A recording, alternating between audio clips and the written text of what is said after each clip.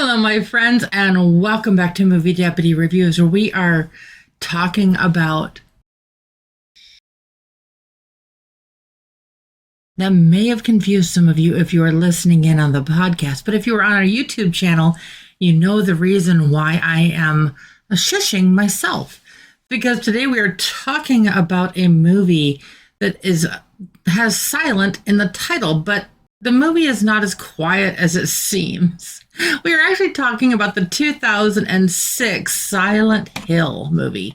If you've never heard of it, don't feel bad. You would have really had to be a gamer or in the gaming community of some sort to have really been familiar with this, because there have been multiple Silent Hill video games even before the movie came out. And then when the movie came out in 2006, it very much played out like a video game. And we're going to be getting into a little bit more of that. I want to start off with saying I am giving Silent Hill a guilty verdict, basically. And you may be wondering, but why? And we're going to be getting into that a little bit more. It's just there is a lot of intensity. So even if you have younger age kids who may be very familiar with the video game, the movie kind of just steps it up a different level.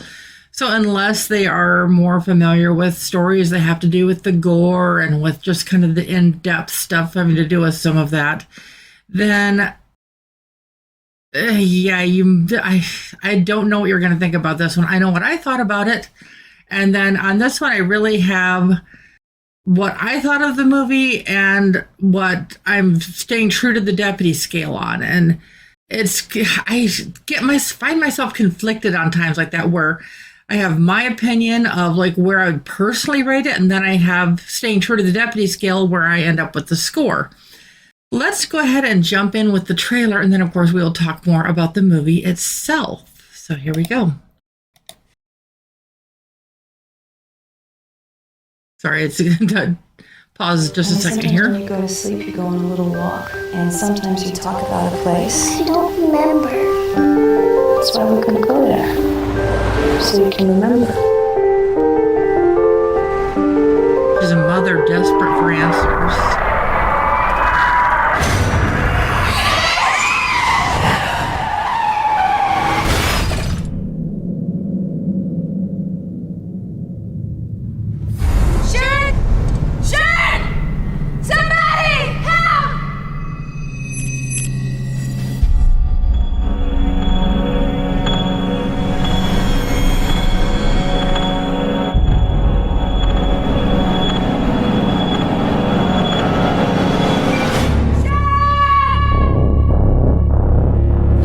Sharon's gone. I need your help. I'm not okay. Please, hurry.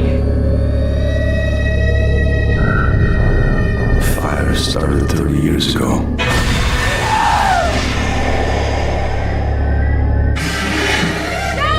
I don't know what's happening. Do you know what's going on here? This place is completely cut off. Oh, the dark one opens and closes the door to Silent Hill. Where is she? I'm trying to find my wife. She looks exactly like Sharon. Why? Rose, come on! Rose, hurry! It's coming!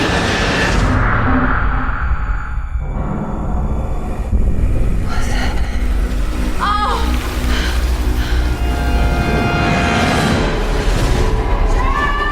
To find your daughter, you must face the darkness of hell. It's okay, baby. Mommy's coming.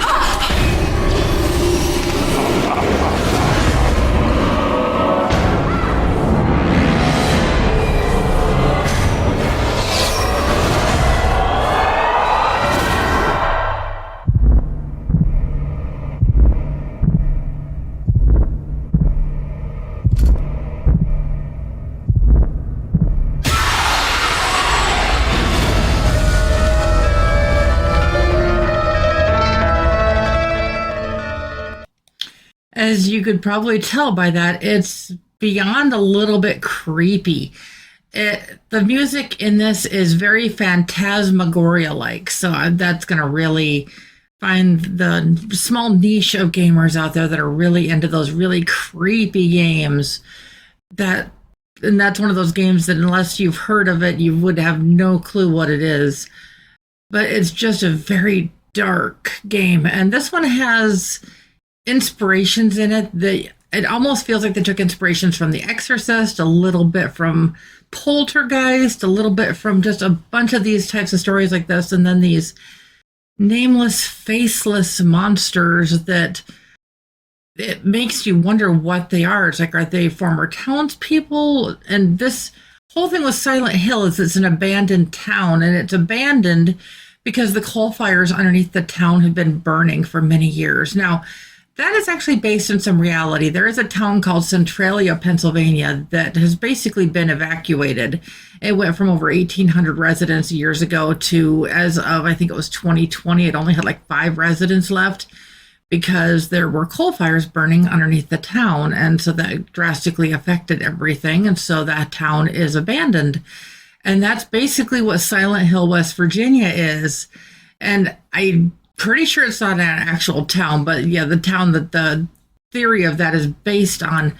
But you have to be a gamer to get into a story such as this, because it feels like Rose, it feels like the mom is it feels like you're playing the video game, except it feels like you're playing her as this is going on, because it's both third person and first person, because you see it from watching her and then you also see it through her eyes as well.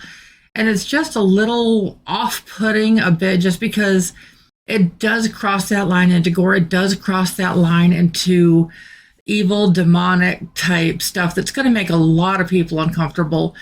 But there is an intrigue to the story. And you might be thinking, why am I bringing all this up? Because it all plays a factor.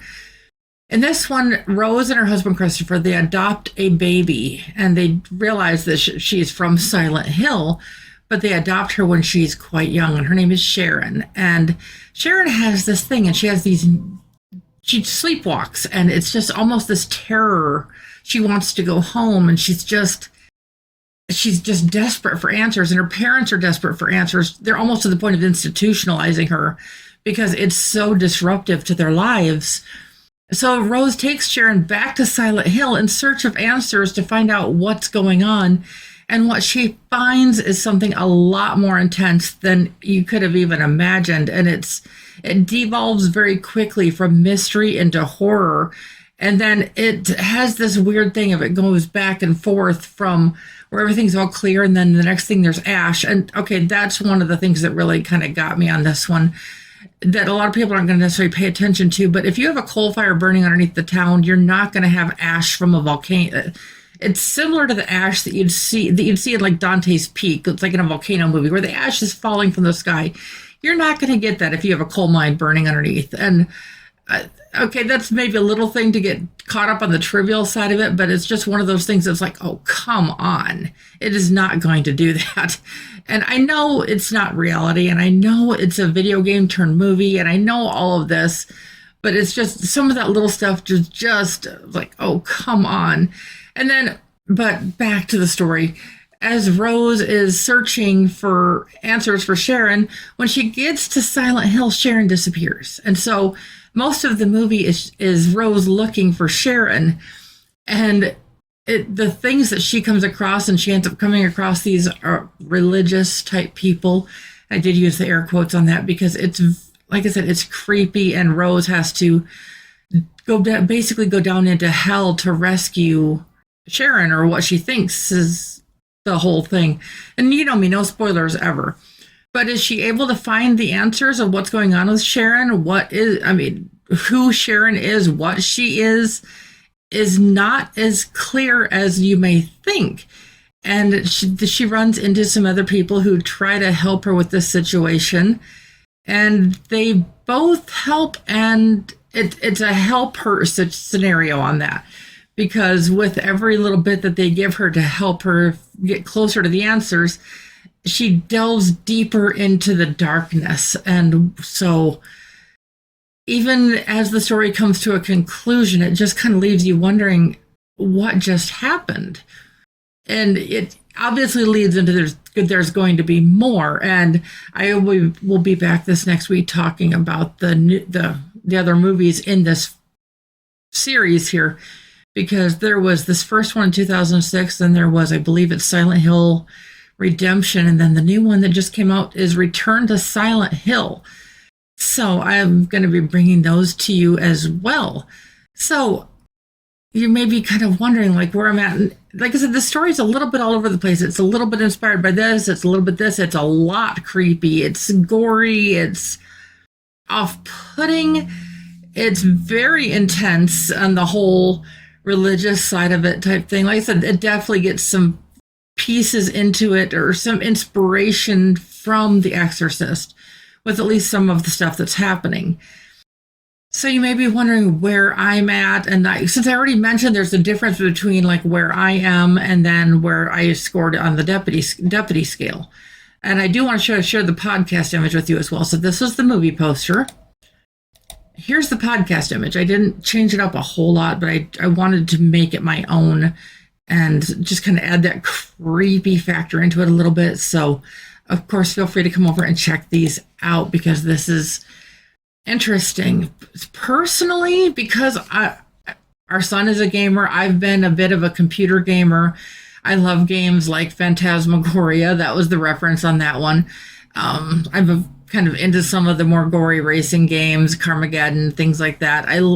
There was this computer-based apocalypse type game called America that I was really into for a long time. And this one kind of feels like a darker version of that, like a more macabre version of that game. And so I was able to appreciate this from a different level. But as I always state, I do stay on the deputy scale and how I interrogate the movies for their plot and their content. And this movie is definitely not for everyone. I openly admit that. Personally, I probably would have gone upper fives, maybe even low sixes, just on a personal level. But staying true to the deputy scale, this one may surprise you a little bit. I'm coming in with Silent Hill at just a 3.75 out of 10. Literally, if this is back when this was in the theater, it wouldn't surprise me if people went to this and walked out. Because like I said, if you're not into that gamer mindset, you're not going to appreciate a lot of the nuances of what's going on in this story. But if you are a hardcore gamer or if you're into these like creepy, macabre type stories, there may be something here for you. So is this going to be one that you'll want to check out?